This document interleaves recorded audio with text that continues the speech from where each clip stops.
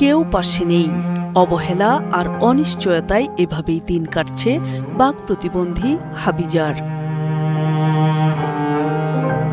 হাবিজার রহমান গাইবান্ধার পলাশবাড়ী উপজেলার রামপুর গ্রামের বাসিন্দা। জন্ম থেকেই তিনি কথা বলতে পারেন না। তার উপর ঘাড়ে শনাক্ত হয়েছে বড় একটি টিউমার। তার চলাচল কাজকর্ম করতে পারে না। এখানে একটা টিউমার হয়েছে। বহুদিন যাবত দেখি, আমরা ছোটবেলা থেকে দেখে এসে এটা খুব জ্বালা যন্ত্রণা করে। তার জন্য সে কাজকর্ম করতে পারে না এবং সরকারি কোনো অনুদান সে পায় না। বোবা মানুষ, তা মানে চোখে আটক থাকে, যা দিয়ে চা চিনতে খায়, এদিক ওদিক থেকে চা চিয়া খায়। সরকারি অনুদান নাই, কিন্তু আমি আশা করি সরকারের কাছে তার টিউমারের দিকে দেখা হোক এবং তাই করে খাওয়ার মধ্যে একটা কিছু ব্যবস্থা করে দেওয়া হোক। অসহায় এই মানুষটিকে ছেড়ে গেছে তার আপনজনরাও।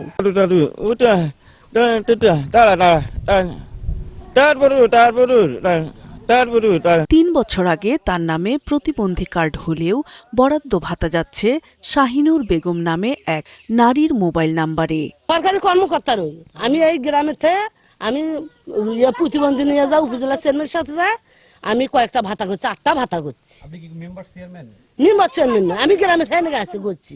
আমি উপজেলা চেয়ারম্যান সহকারী ছিলাম। টাকা পায় মোবাইলে এবং আবেদন এতদিন করেনি, তারপরেও টাকা পায় মোবাইল। আমার বাবার কেউই নাই, আমার মাও নাই থাকতে গেলেও, কিন্তু আমার বাবাকে আমি দেখাশোনা করতে পারি না, ঢাকায় থাকি না। আমার বাবা বলতে কেউই নাই, কিন্তু প্রতিবন্ধী কার্ডটা আরেকজন তুলে খাচ্ছে। এ বিষয়ে সমাজসেবা কর্মকর্তা জানান, হাবিজার রহমানের বিষয়ে লিখিত অভিযোগ পেলে তদন্ত করা হবে। লিখিত অভিযোগ না দিলে আমি সমস্যার ধরন বুঝতে পারবো না, এবং সমস্যার ধরন বুঝতে না পারলে আমি এটা আপনি অবগত আছেন কিনা সমস্যার ধরন বোঝার জন্য লিখিত অভিযোগ দিই। হাবিজারের প্রতিবন্ধী ভাতা আমাদের কি কথা হচ্ছে যে আপনি অবগত আছেন কিনা অভিযোগ দিলে আমি সমস্যার ধরন বুঝতে পারবো এবং ব্যবস্থা নিব। আর উপজেলা নির্বাহী কর্মকর্তা জানান, অভিযোগ পেলে দরকারি ব্যবস্থা নেওয়া হবে।